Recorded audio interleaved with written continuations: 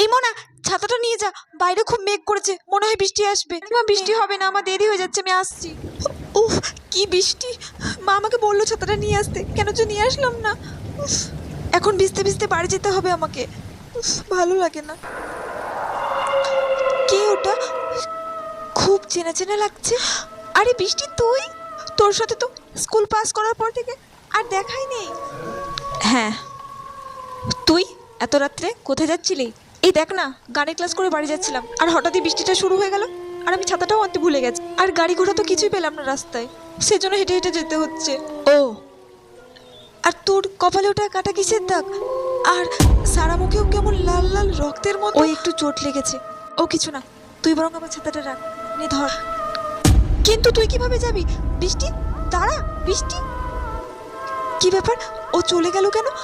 এক মিনিট, মৌমিতা তো বলেছিল বৃষ্টি